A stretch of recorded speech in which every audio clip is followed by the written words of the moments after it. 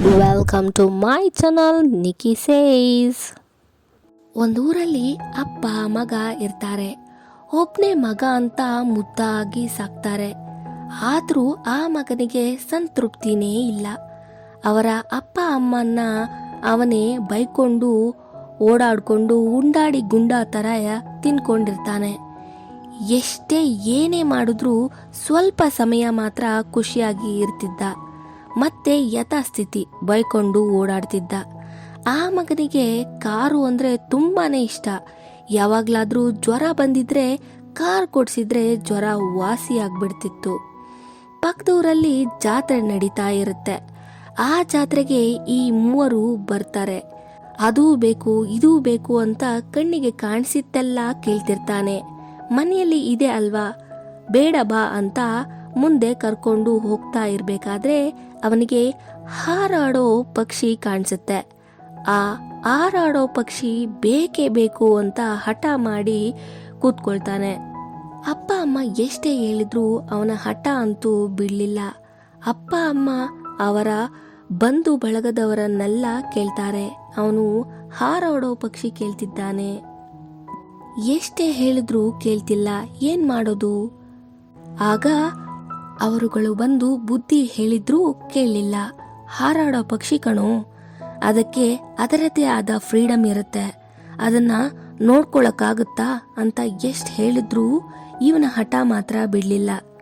ಬೇಕೇ ಬೇಕು ಅಂತ ಕೂತ್ಕೊಳ್ತಾನೆ. ಅವನು ಅಷ್ಟು ಹಠ ಹಿಡಿತಿದ್ದಾನೆ. ಕೊಡಿಸಿ, ಅವನ್ ತಾನೇ ನೋಡ್ಕೊಳ್ಳೋದು, ಹೆಂಗ್ ಸಾಕ್ತಾನೋ ನೋಡೋಣ ಅಂತ ನಿರ್ಧಾರ ಮಾಡೇ ಬಿಡ್ತಾರೆ. ಅಪ್ಪ ವ್ಯಾಪಾರ ಮಾಡೋರ ಹತ್ರ ಹೋಗಿ ಎಷ್ಟು ಏನು ವ್ಯವಹಾರ ಮಾತಾಡ್ಕೊಂಡು ಬರ್ತಾರೆ. ಆ ಪಕ್ಷಿಗೆ ತನ್ನನ್ನು ಕೊಂಡುಕೊಳ್ಳೋರು ಬಂದಿದ್ದಾರೆ ಅಂತ ತಿಳಿದು ತುಂಬಾನೇ ಖುಷಿ ಪಡುತ್ತೆ. ನಾನು ಇನ್ನು ಎತ್ತರಕ್ಕೆ ಹಾರಬಹುದು, ಬೇರೆ ಪ್ರಪಂಚನೇ ನೋಡಬಹುದು, ನನ್ನನ್ನು ನೋಡಿಕೊಳ್ಳೋರಿಗೆ ಹೆಸರು ತರಬೇಕು, ಇನ್ನು ಏನೇನೋ ಆಸೆ ಆಕಾಂಕ್ಷೆಗಳನ್ನು ಕಟ್ಕೊಂಡಿರುತ್ತೆ. ಆ ವ್ಯಾಪಾರಸ್ಥ ತನಗಿಂತ ಚೆನ್ನಾಗಿ ನೋಡ್ಕೊಳ್ತಾರೆ ಅನ್ನೋ ನಂಬಿಕೆ ಮೇಲೆ ವ್ಯವಹಾರ ಮಾಡಿರ್ತಾನೆ. ಆದರೆ ಆ ವ್ಯಾಪಾರಸ್ಥನಿಗೇನು ಗೊತ್ತು, ಆ ಹಾರಾಡೋ ಪಕ್ಷಿನ ತಗೊಂಡು ಹೋಗಿ ಪಂಜರದಲ್ಲಿ ಹಾಕ್ತಾರೆ ಅಂತ. ಒಂದು ಒಳ್ಳೆ ದಿನ ನೋಡಿ ಇವರೆಲ್ಲ ಹೋಗಿ ತಗೊಂಡು ಬಂದೇ ಬಿಡ್ತಾರೆ. ಆ ಪಕ್ಷಿನೂ ಚೇಂಜ್ ಇಸ್ ಪರ್ಮನೆಂಟ್ ಅಲ್ವಾ ಅಂತ ಅಳದೆ ಖುಷಿ ಖುಷಿಯಿಂದ ಆ ಮಗನ ಜೊತೆ ಬರುತ್ತೆ. ಹೊಸರಲ್ಲಿ ಎಲ್ಲರೂ ಚೆನ್ನಾಗಿ ನೋಡ್ಕೊಳ್ತಿರ್ತಾರೆ. ಆ ಪಕ್ಷಿಗೆ ತನ್ನನ್ನ ಪಂಜರದಲ್ಲಿ ಹಾಕಿರೋದು ಅದರ ಅರಿವಿಗೆ ಬಂದಿರೋಲ್ಲ. ಎಷ್ಟು ಒಳ್ಳೆ ಪಕ್ಷಿ ತಂದಿದ್ದೀವಿ, ಹೇಳಿದ ಮಾತೆಲ್ಲ ಕೇಳುತ್ತೆ, ಮಗನು ಇನ್ಮುಂದೆ ಸರಿಯೋಗಿ ಖುಷಿಯಾಗಿರ್ತಾನೆ, ಇಷ್ಟು ಕಾಸು ಖರ್ಚು ಮಾಡಿ ತಗೊಂಡು ಬಂದಿದ್ದಕ್ಕೂ ಸಾರ್ಥಕ ಅಂತ ಅಪ್ಪ ಅಮ್ಮ ಖುಷಿಯಾಗಿ ಇರ್ತಾರೆ. ನಾನು ಇಷ್ಟಪಟ್ಟಿದ್ದು ನನಗೆ ಸಿಕ್ತು ಅನ್ನೋ ಖುಷಿ ಆ ಮಗನಿಗಿರುತ್ತೆ. ಆ ಪಕ್ಷಿನೂ ಅಷ್ಟೇ, ಇನ್ನ ನನ್ನ ಲೈಫ್ ಚೇಂಜ್ ಆಗುತ್ತೆ, ತುಂಬಾನೇ ಚೆನ್ನಾಗಿರ್ತೀನಿ, ತುಂಬಾನೇ ಚೆನ್ನಾಗಿರುತ್ತೆ ಅಂತ ಖುಷಿಯಾಗಿರುತ್ತೆ. ಆ ಖುಷಿ ಪಕ್ಷಿ ಬಂದು 15 ದಿನಕ್ಕೂ ಉಳಿಲಿಲ್ಲ.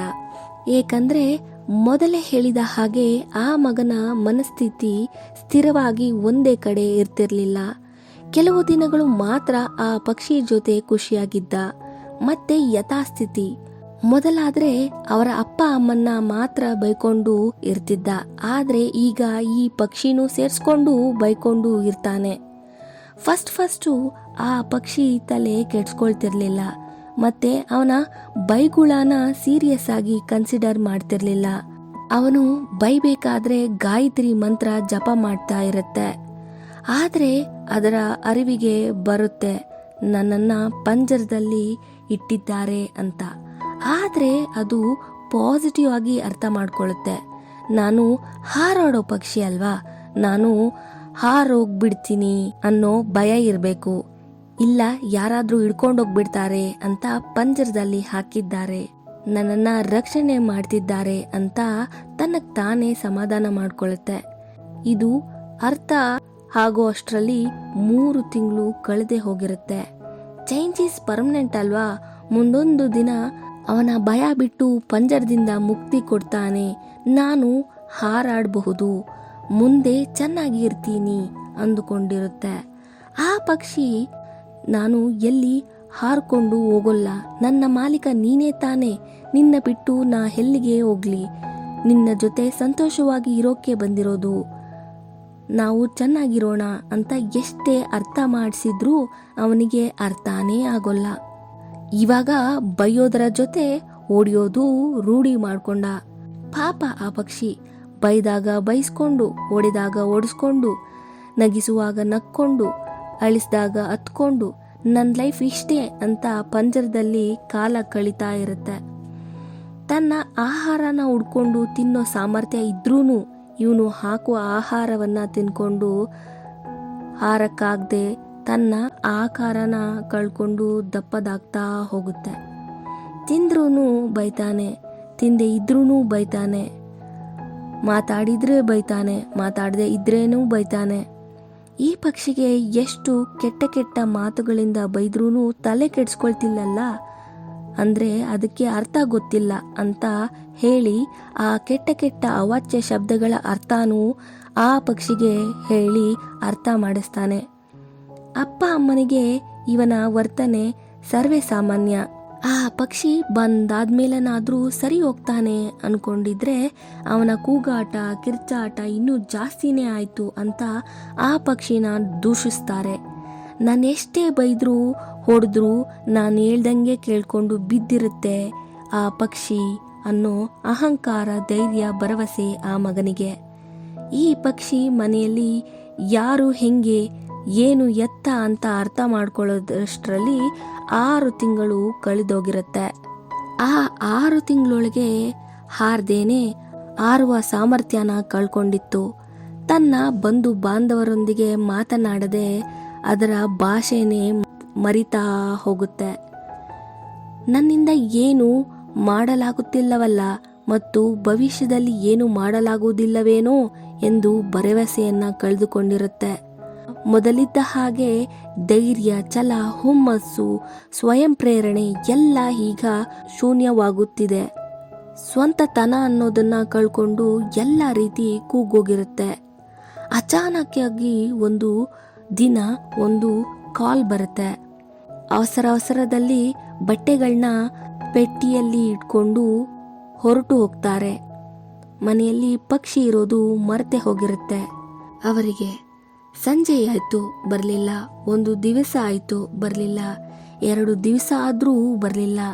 ರಾತ್ರಿ ಗಟ್ಟಿಯಾಗಿ ಗಾಳಿ ಬೀಸ್ತಿತ್ತು, ಜೋರಾಗಿ ಮಳೆ ಬೀಳ್ತಿತ್ತು. ಈ ಪಕ್ಷಿಗೆ ಹಾಕಿದ್ದು ತಿಂದು ತಿಂದು ಅಭ್ಯಾಸವಾಗಿತ್ತಲ್ಲ. ಈಗ ಈ ಮಳೆಗಾಳಿಗೆ ಶಕ್ತಿನೂ ಇಲ್ಲದೆ, ಊಟನೂ ಇಲ್ಲದೆ, ಚಳಿಗೆ ನಡುಗುತ್ತಾ ಕುಸಿದು ಆ ಪಂಜರದಲ್ಲೇ ಬಿದ್ದು ಹೋಗುತ್ತೆ.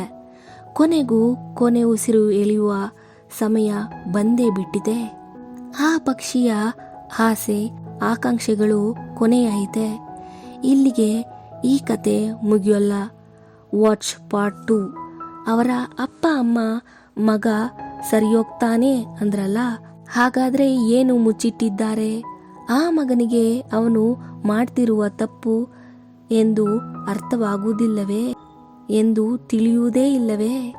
ಅವನ ಮನಸ್ಥಿತಿ ಯಾಕೆ ಸ್ಥಿರವಾಗಿ ಇರುತ್ತಿರಲಿಲ್ಲ? ಅವನು ಕೆಡೋದಕ್ಕೆ ಅವನನ್ನು ಮುದ್ದಾಗಿ ಸಾಕಿದ್ದೇ ಕಾರಣವಾಯಿತೆ? ಒಂದು ವೇಳೆ ಆ ಪಕ್ಷಿ ಹುಡುಗಿಯಾಗಿದ್ರೆ, ಆ ಪಂಜರ ಸೊಸೈಟಿಯ ಕಟ್ಟುನಿಟ್ಟುಗಳಾಗಿದ್ರೆ? ಜನ ಹೇಳ್ತಾರಲ್ಲ, 10th 12th ರಿಸಲ್ಟ್ಸ್ಗಳಲ್ಲಿ ಹೆಣ್ಮಕ್ಕಳದೇ ಮೇಲ್ಗೈ, ಅದಾದ್ಮೇಲೆ ಎಲ್ಲಿ ಕಾಣೋದೇ ಇಲ್ಲ ಅಂತ. ಅದಕ್ಕೆ ಈ ಮದುವೆ ಕಾರಣ. ಎಷ್ಟೋ ಹೆಣ್ಮಕ್ಳು ಒಂದು ಒಳ್ಳೆಯ ಸ್ಥಾನದಲ್ಲಿರ್ತಾರೆ, ಚೆನ್ನಾಗಿ ಸಂಪಾದನೆ ಮಾಡ್ತಿರ್ತಾರೆ, ಸಾಧನೆ ಮಾಡಬೇಕು ಅಂತಿರ್ತಾರೆ, ಎಷ್ಟೋ ಆಸೆ ಆಕಾಂಕ್ಷೆಗಳಿರುತ್ತೆ. ಎಲ್ಲೋ ಅಪರೂಪದಲ್ಲಿ ಒಬ್ರೋ ಇಬ್ರೋ ಮಾತ್ರ ಅವರ ಕನಸುಗಳನ್ನು ನನಸು ಮಾಡ್ಕೊಳ್ತಾರೆ. ಇನ್ನು ಎಷ್ಟೋ ಜನ ಹೆಣ್ಮಕ್ಳುಗಳು ಕನಸುಗಳನ್ನ ಕನಸಾಗೆ ಮರೆತು ಹೋಗ್ತಾರೆ. ಹೆಣ್ಣು ಮಕ್ಕಳ ಹಣೆ ಬರಕ್ಕೆ ಹೊಣೆ ಯಾರು? ಈ ಕಥೆಯ ನೀತಿ: ಯಾರನ್ನು ಬ್ಲೈಂಡ್ ಆಗಿ ನಂಬಬಾರದು.